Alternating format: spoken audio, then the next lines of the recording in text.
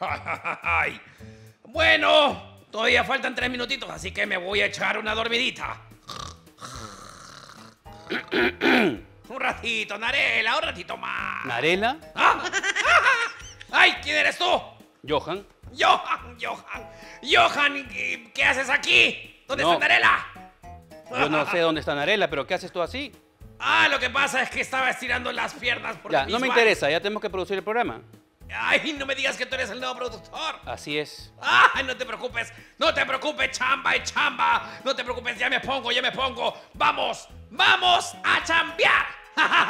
Ay, no te preocupes.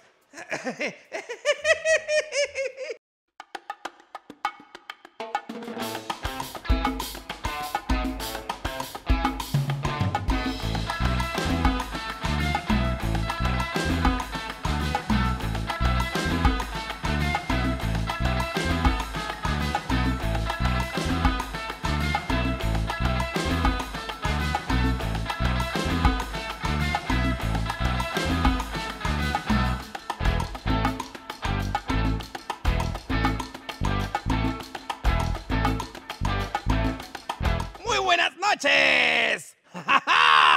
Sí, seguimos aquí en Sin Repartija en una nueva edición de nuestro programa, aquí en Tribu TV. ¿Con quién? ¿Con quién? Con Víctor Viringo, con su amigo, su yunta, su pata, su choche. Pero debo decirles que el día de hoy tenemos un gran invitado. Hoy tenemos a un invitado muy especial.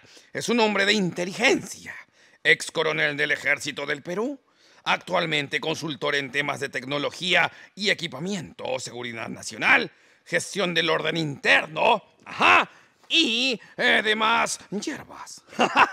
O sea, más. Un invitado muy de acuerdo con estos tiempos de crisis política y social. Démosle la bienvenida a Osvaldo Zapata. Un aplauso, por favor.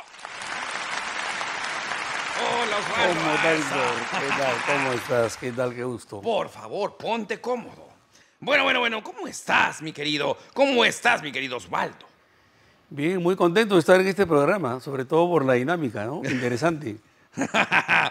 ¿Cómo te sientes de estar aquí en Sin Repartija con el perro más peruano y más, pero más guapo y más inteligente del Perú? Realmente interesante. Bueno, no te preocupes. Vamos a continuar para que me conozcas también un poquito más. Bueno, Qué bueno. Siempre tratamos aquí a nuestros invitados con confianza. Y tú te llamas Osvaldo. ¿Qué te parece si te llamamos Osvaldini? ¿Está bien? ¿Está bien? Sí.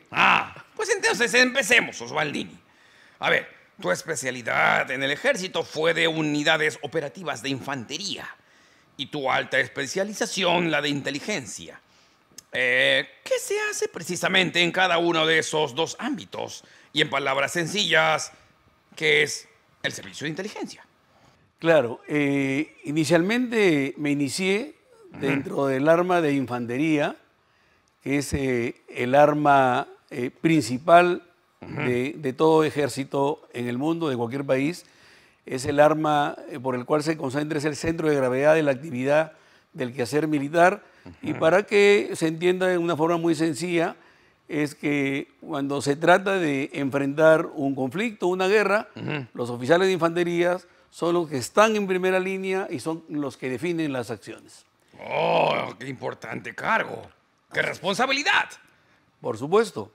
Y ya más adelante, ya en la plenitud del desarrollo de mi carrera profesional, adopto la especialización en el arma de inteligencia, por lo mismo que yo ya había desempeñado labores un tanto más operativas, digamos, castrenses, y yo ya veía, digamos, un nuevo escenario en donde yo pudiera servir a mi país con nuevas capacidades, y me dediqué, digamos, a desarrollar esta especialidad de inteligencia. Entonces, yo termino en el ejército, básicamente ya siendo un oficial del arma de inteligencia. Del arma de inteligencia. ¿Por qué se cree que la inteligencia es exclusivamente para saber más de los enemigos y rivales del Poder Ejecutivo? Mejor dicho, del SRP. Perdón, del SPR. O sea, del señor presidente de la República. ¿Ves que sé? ¿Por qué se Correcto. cree? Correcto. En términos simples, la inteligencia es una herramienta. Ya. Es una herramienta que no solamente es usada en el marco, digamos, del Estado, Ya. en el marco de un gobierno, sino que es utilizada en todo lugar y en cualquier quehacer, ¿no? Imagínate que si yo tendría que, en términos muy simples, si yo tendría que hacer un viaje, por ejemplo, mañana a Andahuaylas, Ya. entonces, si yo me voy sin saber, digamos, cómo, por ejemplo, es el clima en Andahuaylas, cómo está la situación en Andahuaylas, y me voy sin saber nada, entonces pudiera yo correr el riesgo, por ejemplo, de que haya un momento donde haya temperatura muy baja, haga mucho frío Y no tenga y chompa. yo no tenga chompa. Entonces, el tener información sobre Andahuaylas a mí me permite entonces tomar una mejor decisión. Entonces, si esto lo llevamos al ámbito de la política, al ámbito del Estado, entonces yo necesito tener información para que el SRP, como tú le has llamado, el señor presidente de la República, pueda tomar las mejores decisiones.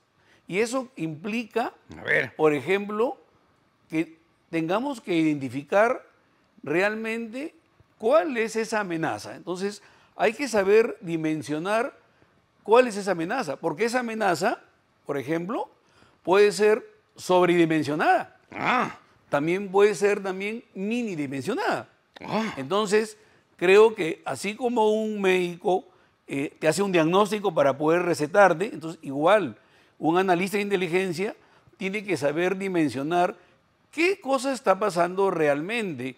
Si estás identificando, por ejemplo, en estas movilizaciones que hoy día vemos, Ajá. esta concentración de personas que hay en Lima para llevar a cabo la marcha que se ha denominado, por ejemplo, la toma de Lima. Entonces, sería muy ligero si, por ejemplo, el aparato de inteligencia del Estado, en este caso, por ejemplo, la Dirección Nacional de Inteligencia, si no identifica bien qué es lo que está pasando en el país, si no identifica bien la amenaza, o la sobredimensiona o la minidimensiona, o, en todo caso, hace una errada interpretación. Entonces puede dar lugar de que los elementos operativos puedan desarrollar acciones con una información, por ejemplo, inadecuada. O errónea. Por ejemplo, tú no puedes decir que todos los que han venido acá a Lima son terroristas, por ejemplo. No. Ya. Habrán terroristas que no necesariamente pertenezcan a Sendero Luminoso. Habrá gente violentista, habrá gente pacífica, habrán personas que pertenecen a algunos gremios. Entonces, eso es lo que se identifica. Y esto sirve precisamente para que haya una previsión. Entonces, nunca se puede actuar sin que haya una información de por medio. O sea, yo debo tener un paso adelante para poder tomar las mejores decisiones. Es una investigación. Hay que investigar bastante. Y también saber, pues, que hay que interpretar bien para poder hacer las acciones respectivas. Es correcto. Por ejemplo, conversaba hace algunos días con personas también expertas vinculadas a los temas de inteligencia, con un amigo, casualmente, que es el general Wilson Barrantes, Ya. que es director nacional de inteligencia hace algunos días, ya en las postrimerías del gobierno del señor Castillo. Y, por ejemplo, él tiene una interpretación distinta, por ejemplo, a la que yo tengo, Claro. por ejemplo, en temas de terrorismo, ¿no? Por ejemplo, para él, ya Sendero Luminoso no existe. Entonces, yo pienso que sí existe, pero en otro modo. Tiene otra forma de expresión, una expresión más política, ha dejado de constituirse en las columnas pues, tradicionales a las que en su oportunidad combatí. Yo, por ejemplo, como muchos de mis compañeros de mi generación, combatimos a Sendero Luminoso, pero en el modo columna. Hoy en día hay que combatirlo de otra forma, porque Sendero ya no esté en modo columna militar, sino está ahora convive con nosotros, está al costado de nosotros, participa en la vida política, comercial, educacional, en todo sitio. Ajá. Pero dime. Todo el mundo habla de recetas. Todo el mundo supuestamente sabe. ¿Acaso no se diagnosticó previamente el lastimoso tiempo de violencia que nuestra patria enfrenta?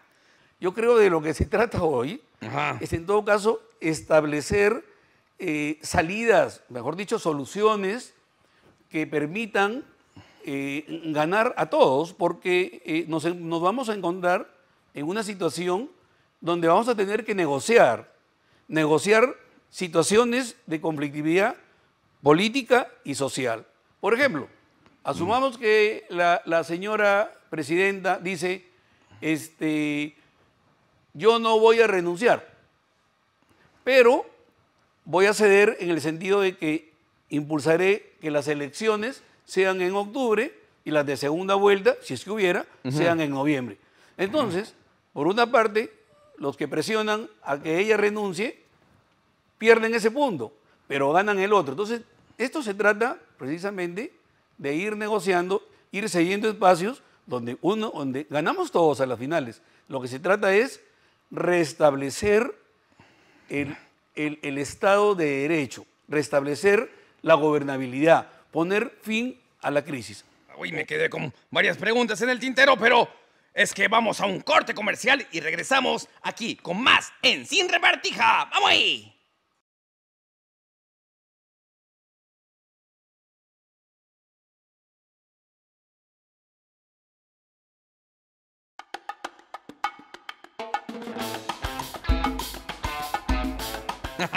Regresamos después del corte comercial y seguimos con nuestro gran invitado el día de hoy aquí en Sin Repartija, Osvaldo Zapata. Osvaldo, tengo otra pregunta para ti.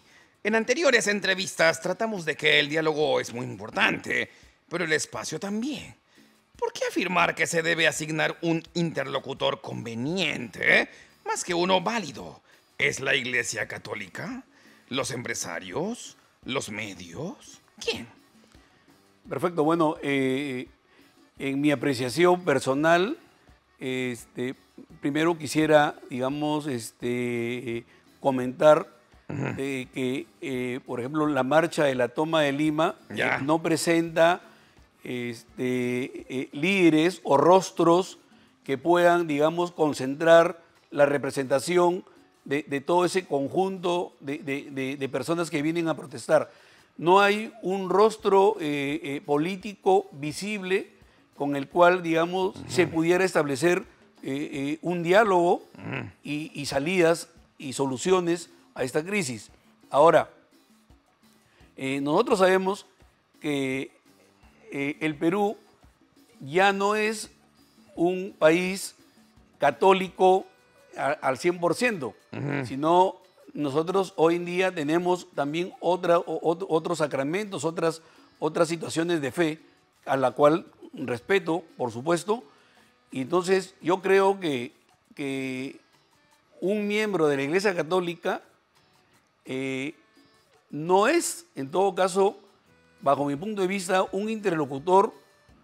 No quiero emplear la palabra no válido, no. Yo en todo caso diría que no es un interlocutor conveniente, un miembro de la Iglesia Católica, hoy por hoy, porque precisamente asumo que la gran mayoría de las personas hoy en día son personas que profesan fe cristiana, fe evangelista. Ajá. Entonces, yo no creo que hoy en día, digamos, tendría que ser un miembro de la Iglesia el interlocutor. En todo caso, tendría que ser una persona del mundo de la política. Ajá. Ahora, no necesariamente que esté en Lima. Yo pensaría en todo caso en una persona, digamos, del contexto regional, ¿no? Del contexto regional. Por ejemplo, en el caso, por ejemplo, de lo que sucede en Puno, sería con alguien de Puno. Ajá, ¿no? Por ejemplo, el excongresista Quintanilla, me parece una persona bastante político, muy hábil, para negociar estos temas. Por ejemplo, se me ocurre, ¿no? Ajá, Sí. interesante, interesante. Pero, ¿crees que estamos polarizados? ¿Hay marcha atrás para no caer en la polarización? ¿Aún estamos en un estado de derecho? No, por supuesto, estamos polarizados y creo que vamos a continuar un buen tiempo polarizados. No quería realmente caer, siempre me tienta siempre caer en el diagnóstico diacrónico, siempre. Y creo que hay que hacerlo, creo que es necesario hacerlo, porque pienso que en el Perú hemos estado acostumbrados a una narrativa, a una historia narrativa falsificada, ¿no? Todo este tiempo, digamos, siempre nos han falsificado la verdadera historia del Perú. Siempre me he preguntado, por ejemplo, en las fechas cercanas al 28 y 29 de julio, cuando celebramos la independencia, hablamos de celebrar la independencia nacional, pero realmente la independencia nacional, digamos, debería celebrarse de esa manera, digamos, teniendo como recuerdo en qué sentido. ¿Por qué el Perú, y para ser más claro, en el virreinato del Perú, Ya. ¿cierto? Se declara la independencia del Perú, pero son iniciativas periféricas, tanto en el sur, en este caso San Martín, que viene del sur, Chile es el que invirtió en la independencia del Perú, y tenemos también en el norte el Libertador Bolívar. Entonces, son dos procesos, digamos, que impulsan la independencia en el Perú, pero periféricos. El proceso independentista, o sea, no nace acá. Entonces, estamos frente, digamos, a un cambio de amos. Entonces, los criollos de la época, por favor, porque el concepto criollo hoy día tiene otra connotación. Me refiero al concepto criollo de la época, eran hijos de españoles nacidos acá en Perú. Entonces, realmente hubo un cambio de amos y no se incluyó a las poblaciones más vulnerables, si queremos emplear el término para esa época, o en todo caso poblaciones originarias, no se les incluyó en la condición de ciudadano. Entonces, ¿cómo podemos hablar de una independencia donde no hay ciudadanos? Donde uno compra su ciudadanía. Entonces, eso a mí me permite decir que el Perú, digamos, tuvo una mala concepción natal. Nace con una falla de origen, que es la que todos estos años hemos venido trabajando precisamente para subsanar esa falla de origen. Y se ha venido subsanando. Por supuesto que se ha venido subsanando. Hoy en día las personas conocen más sus derechos, también sus obligaciones, pero hoy día la gente conoce más sus derechos. Yo creo que en el proceso, digamos, de la fusión política, étnica, social, yo creo que hay pasos importantes. Hoy en día creo que hay una identidad mucho más marcada que la que de repente me tocó vivir a mí en la época de joven. Hoy día creo que sí hay en el Perú, estamos camino a una mayor identidad. Por eso es que, por ejemplo, yo no comparto el que se hagan distinciones de, por ejemplo, de pueblos originarios, que afroperuanos. Tenemos que estar hablando, digamos, de sectorizar a nuestra nación. O sea, definitivamente somos el producto de una mestización. Entonces, me considero un mestizo en el Perú y creo que ese es el concepto que deberíamos hoy día manejar. Somos la fusión de 200 años.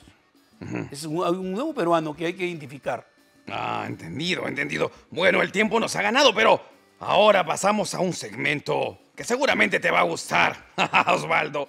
Pero bueno, se llama el pimponazo. ¡Vamos con el pimponazo!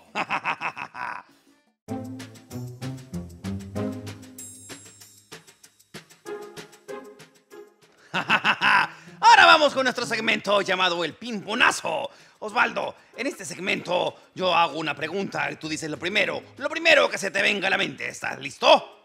Listo. ¡Vamos ahí! Chan, chan, chan, chan, chan. Perú. País amado. Lima. La capital del Perú. Toma de Lima. Sin que no haya violencia, está bien. La independencia del Perú. Tenemos que deconstruirla. Servicio de inteligencia. Hay que profesionalizarlo aún más. Escuela Militar de Chorrillos. Alma mater del ejército. Oscar López Meneses. Un sobrino a quien quiero mucho. Fuerzas Armadas. Son mi pasión y son mi vida. Francisco Sagasti. Ignorarlo. Martín Vizcarra. También lo ignoro. Ya sé. Pedro Castillo. Hay que tratar de comprenderlo. Dina Boluarte. Debe ser más férrea. La izquierda. Se puede reestructurar mejor. Se puede estructurar mejor, perdón. La derecha. Tienen que decidirse y definirse por qué lado de la derecha quieren ir. Los caviares. Estos son traidores a la patria. Muy bien, hemos dado al final el pimponazo. ¿Todo bien? Excelente. Bueno, ahora continuamos con nuestro programa Sin Repartija. ¡Vamos ahí! Regresamos después del pimponazo y bueno, Osvaldo, ya que estábamos hablando de izquierda y derecha, la izquierda basa su relato en las muertes. ¿Tú crees que lo hace convenientemente? Porque con Merino hubo 2 fallecidos, con Dina vamos ya como 50, con Castillo hubo como 8, pero nadie dijo nada. ¿Acaso cada fallecido vale distinto? ¿Cómo combatir contra eso, Osvaldo? No podemos dejar de pensar en que el Estado es la única entidad que administra violencia. Entonces, en esa interacción que hay con una persona que protesta, dependiendo si es violenta, si es pacífica, yo creo que cada momento y cada situación es distinta. Uno no puede hacer planes, o sea, no tiene coherencia en que yo diseñe un plan, por ejemplo, para restablecer el orden interno en un país y dentro del plan yo diga, necesito que hayan 20 muertos o 30 muertos. Eso es producto precisamente de la manera como se ejerce ese restablecimiento del orden. Entonces, yo soy de la idea y defiendo la idea que el principio de autoridad debe restablecerse a cualquier costo y que efectivamente han habido diferencias. Eso es injusto, porque a Merino con 2 se le sacó en un día, con 2 muertes. Y sin embargo, a Sagasti, que también tuvo muertos, no se le sacó. Y la señora ahora tiene casi 50 muertos y ella está ahí al frente. Entonces yo creo que hay interpretaciones distintas. Pero bueno, ya nos ha ganado un poquito el tiempo, así que vamos a un corte comercial y regresamos con más, aquí en Sin Repartija.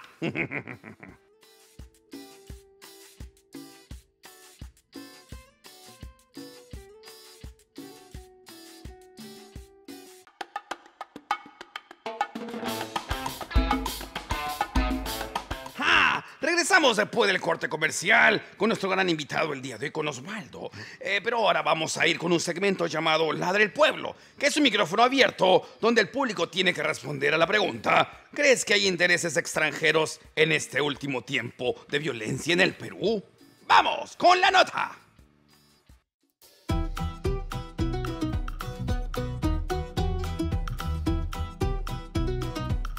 ¿Tú crees que hay intereses extranjeros en lo que está pasando actualmente en Perú?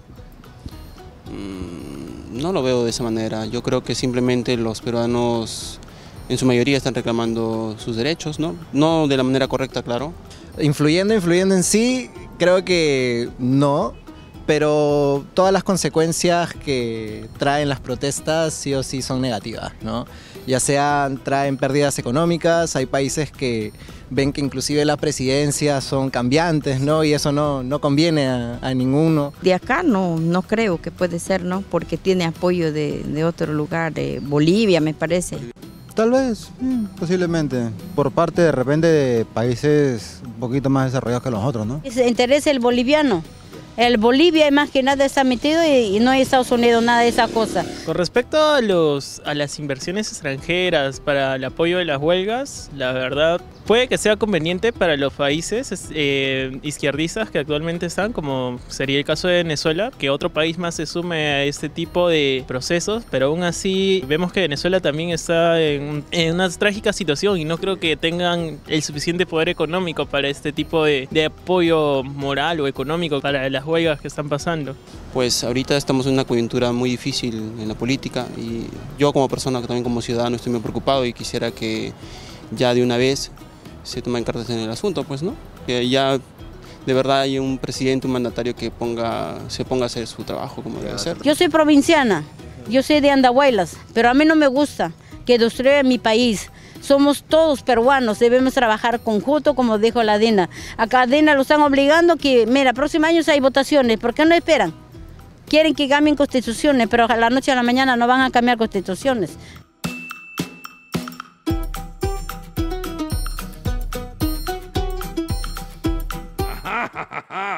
Entonces, Oswaldini, con todo lo que hemos hablado, ¿hay intromisión extranjera en todo lo que viene ocurriendo en nuestro país? ¡Dilo, con todo! Sí, definitivamente parto de lo siguiente. El ingreso en diversas oportunidades del señor Evo Morales no es una casualidad. Definitivamente no es una casualidad. Él tiene un proyecto político, RUNASUR, donde impulsa la integración de las naciones aymaras. Entonces, ha habido, digamos, un asesoramiento, ha habido también provisión de recursos económicos, materiales, digamos, para solventar todas estas protestas de los últimos tiempos. Y ahí yo, precisamente, de corroborarse fehacientemente la injerencia, digamos, de poderes extranjeros, no exactamente gubernamentales, pero de todas maneras colindan, digamos, con un concepto que manejan las Fuerzas Armadas, que es la soberanía y la independencia. Por eso es que yo ahí hago, digamos, un llamado a una suerte de reconsiderar, digamos, la discusión sobre qué significa el garantizar la independencia y soberanía. Muy interesante lo que mencionas, mi querido Oswald. Pero queremos conocer un poco más de ti. Fuiste compañero de la promoción Héroes de Pucará y Marcavalle del expresidente Ollanta Humala. ¿Cómo era él en ese tiempo? Suéltanos un poco. ¿Estaba contigo siempre? ¿Siempre fue así de cosito? ¿Era tu chocheto, Yunta? Suéltalo. Dilo.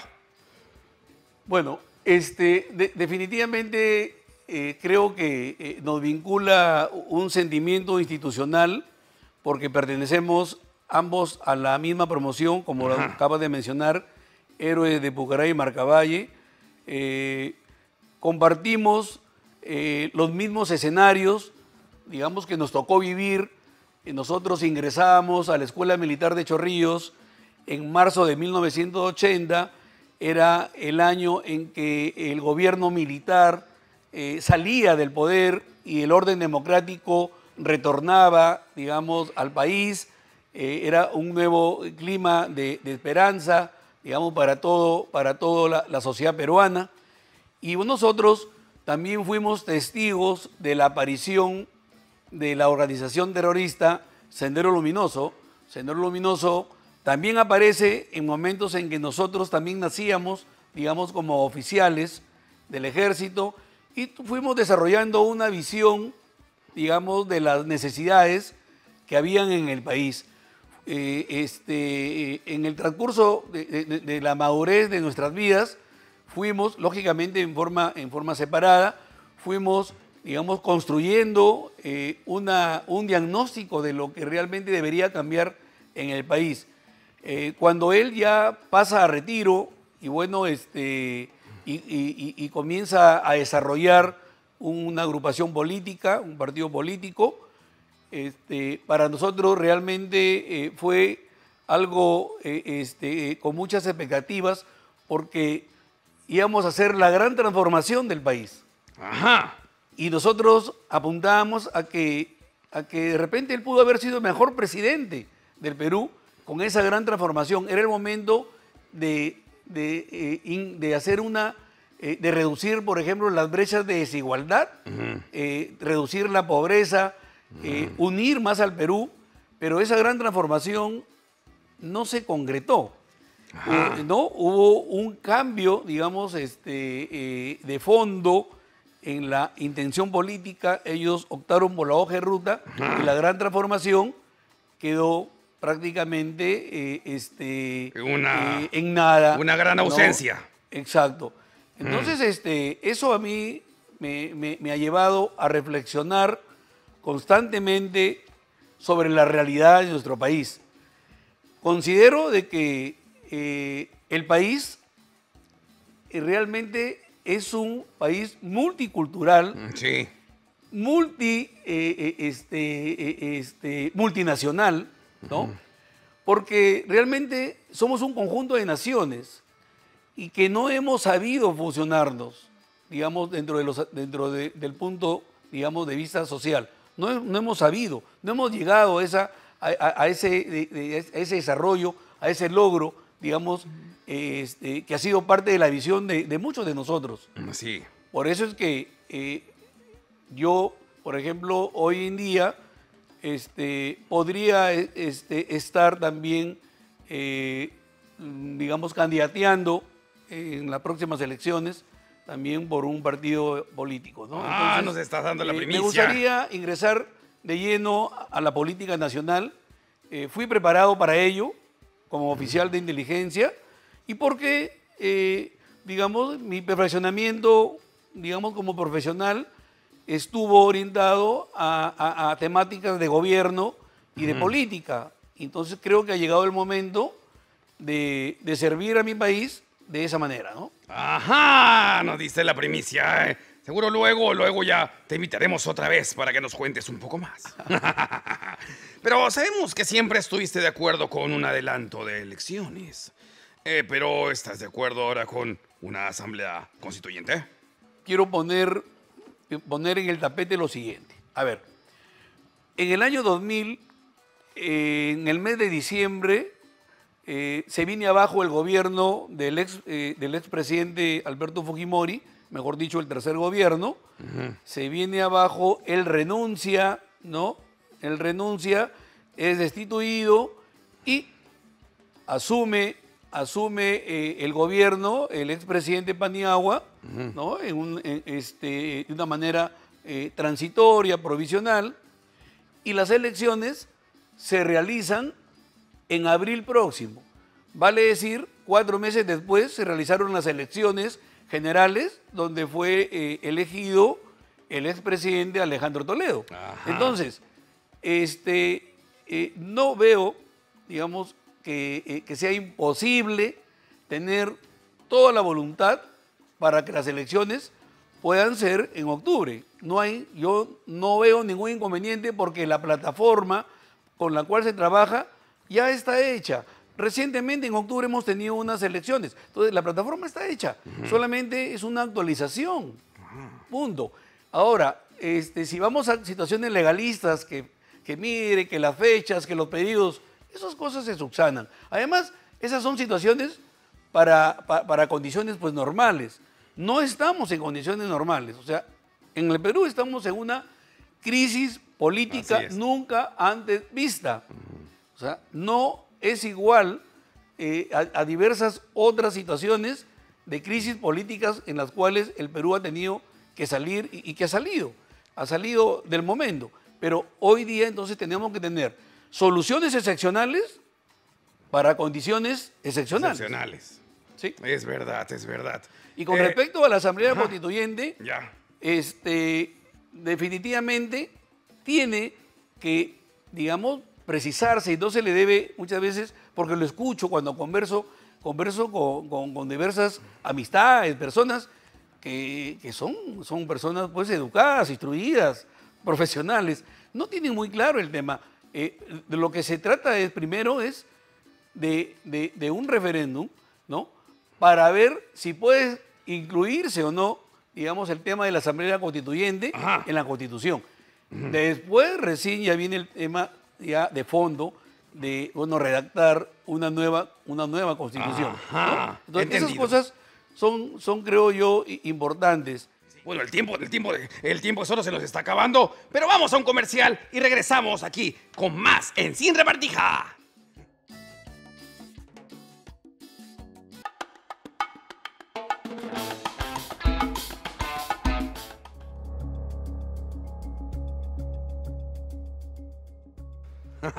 Regresamos después del corte comercial. Pero en esta ocasión tenemos nuestro segmento tan pedido, ¿Ladras o muerdes? Que es un segmento, te voy a explicar, mi querido Oswald, donde te pondremos, bueno, ya te pusieron el casco.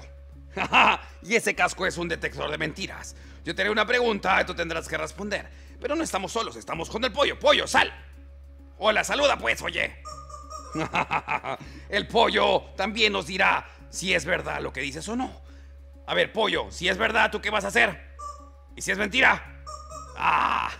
¿Estás listo, Osvaldo? Listo. Perfecto. A ver, ahí va.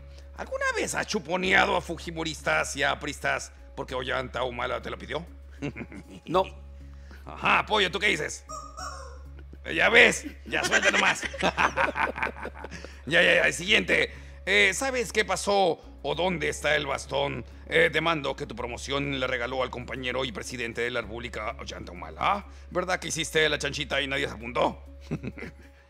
¡Dilo! Está en el ropero de Ollanta Humala. ¿Estará en el ropero? ¿Es verdad o no? Sí, dice. Este pollo también trabajaba en inteligencia, creo. Bueno, Nadine Heredia fue nuestra primera presidenta de la República en la sombra. Es una dama, no voy a hablar de ella. Ay, pero... Vaya. Oye, ¿te estás riendo o está diciendo que no? ¿Crees realmente que Ollanta Humala pudo ser el mejor presidente de nuestra historia republicana? Si hubiera hecho lo que yo le recomendaba, sí. Sí, dice. Ya. ¿Crees que la independencia del Perú fue un proceso importado? ¿Y por qué lo crees así? Sí creo que fue un proceso importado porque la independencia fue un proceso aceptado en el Perú a regañadientes. Por eso es que San Martín se fue, corriendo del país. Sí, dice. Regresando a este tiempo, ¿están las autoridades muy cómodas ante amenazas externas hacia la independencia y la soberanía? Sí, creo que es un tema que se descuida bastante. Y se descuida bastante por la carencia, digamos, de conocimiento sobre esta temática, ¿no? Por eso es que se pierde realmente interés y no tenemos el equipamiento adecuado ni necesario. Entendido. ¿Tú, pollo? ¿Es verdad o no? Sí, dice. Estudiaste en el Instituto de Gobierno de la San Martín, la escuelita de Alan García. ¿Por qué, ¿Lo admiras? ¿Qué te motivó? Suéltalo ya, dilo. Sí, estudié ahí el doctorado en Gobierno y Política Pública porque tenía y tengo aspiraciones políticas, como ya lo mencioné, para candidatear en el 2023, 24, no sé. Bueno, ya lo veremos. Sí, dice, ¿tú vas a votar por él? Ya está bien, ya tienes un seguidor acá. ¿Crees ser una víctima de la desinformación? Sí, definitivamente he sido una víctima de la desinformación de parte de algunos medios mermeleros que fueron pagados precisamente para dañar mi imagen, ¿no? Y nunca pudieron demostrar nada de lo que puedan haber dicho todo este tiempo sobre mí. Oh, pero dime, ¿sí o no? Sí, con miedo habla, pollo. ¿Sigues considerando a Nicolás de Bari Hermosa Ríos como el general victorioso? ¿Sabes qué es de él? Por supuesto, es el general victorioso. Eso deben saberlo todos los jóvenes, que la estrategia contrasubversiva fue diseñada y fue liderada por el general victorioso Nicolás Hermosa Ríos, que hoy día purga condena, está postrado, es una persona que tiene más de 80 años, no se vale por sí solo, lo atiende otro interno, y a mí me gustaría que los generalotes Williams y Quiabra, que han sido sus colaboradores inmediatos, deberían hacer todo lo posible para elaborar un proyecto de ley que sea aprobado por el Congreso y ese señor retorne a su casa, a morirse en su casa al menos. Oh, wow, lamentable. Dime. ¿Te veremos en el próximo Congreso de la República? Creo que de todas maneras, ¿ah? ¿Tú qué dices? ¿Estás diciendo que sí o que no? Que sí. Bueno. Y para que la gente te conozca más, mi querido Oswaldini, hemos preparado una nota muy especial. ¡Adelante con la nota! Osvaldo Rogelio Zapata Corrales es analista de inteligencia y prospectiva, competente en el desempeño y dirección de gestión pública y privada, así como en los campos de desarrollo económico y social, seguridad nacional e integral, defensa nacional, gobierno y políticas públicas, planeamiento estratégico y prospectiva, procesamiento de datos e informaciones para su análisis y aplicación prospectiva, toma de decisiones y gestión de conflictos sociales. O sea que, en resumen, y como ya le hemos dicho, un hombre de inteligencia. Regresamos de la nota, pero ahora queremos hacerte un par de preguntitas más. Has escrito un libro, se llama El Bastón Negado. ¿De qué trata? Cuéntalo. El Bastón Negado es un libro de naturaleza política. Tiene también, es de una estructura fractal, lo que quiere decir que cada capítulo, digamos, no está vinculado al otro. Son 9 capítulos donde yo menciono los inicios en que conozco al expresidente Humala, hablo de la DINI en la época de Humala, hablo sobre el proyecto nacionalista, hablo, digamos, sobre lo que él tendría que afrontar, los juicios que tenía que afrontar después del gobierno, y creo que debería ser leído porque tomo yo, digamos, arribo en una radiografía, digamos, del gobierno de la época y también una radiografía parcial del Perú para ese momento, ¿no? Pienso que es y la carátula, por ejemplo, está diseñada, vemos ahí al expresidente junto a su esposa y podemos apreciar que en la carátula hay 2 bastones de mando, lo que significó en ese momento que en el Perú se había erigido una figura jurídica, presidencial, ilegal, pero que en la realidad existía, ¿no? Había una figura presidencial donde los 2 gobernaban el país, los 2 se habían repartido los sectores, ¿no? En el sentido de gobierno, y era una situación que nunca antes había sido vista. Entonces, de una otra forma, el bastón negado también refleja, digamos, a Humala como un falso valor, ¿no? Como una persona que no aprecia la amistad de una persona, porque quien denota, en todo caso, situaciones de lealtad hacia mi persona, fue él, ¿no? Y no fui yo, ¿no? Aprovechó, digamos, el poder como presidente de la República para denunciarme por una serie de motivos que finalmente no prosperaron, porque nada de lo que estaba denunciado ahí había sido verdad, todo era falso, y lo que se quería era, en todo caso, tenerme ocupado tenerme ocupado y afrontar pues investigaciones que no venían, digamos, al caso ni que tenían absolutamente nada pues de verdad. Muchas gracias, Oswaldini. Gracias por tu tiempo y por haber estado en nuestro programa Sin Repartija. Pero para despedirnos, nos gustaría que te refieras a los jóvenes. ¿Qué les dirías en estos momentos de crisis que está viviendo el Perú? Necesitamos que ellos también se incorporen también, digamos, en el día a día de lo que viene sucediendo en el Perú, que entiendan que el Perú necesita reencontrarse, ¿no? Tenemos que reencontrarnos, tenemos que desmantelar, digamos, el esquema actual de la política, debe ser deconstruida, ¿no? Debe ser desmantelada de manera de que tengamos, digamos, un proyecto donde el nuevo político sea un gestor de la política, ¿no?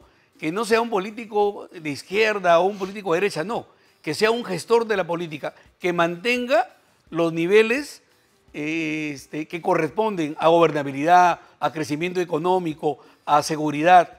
Entonces, eso es lo que hoy día yo invoco a la juventud, que tengan mucha fe y esperanza ya en la nueva clase política que se va a presentar en las próximas elecciones, ¿no? Sí. Gente que realmente quiere hacer algo por el Perú. Ajá, bien dicho, bien dicho. Y bueno, el tiempo es oro, así que nos vemos con todos ustedes, amigos y amigas que están viendo el programa Sin Repartija, en el próximo episodio con su pata, con Víctor Viringo. ¡Hasta la próxima! ¡Bye, bye!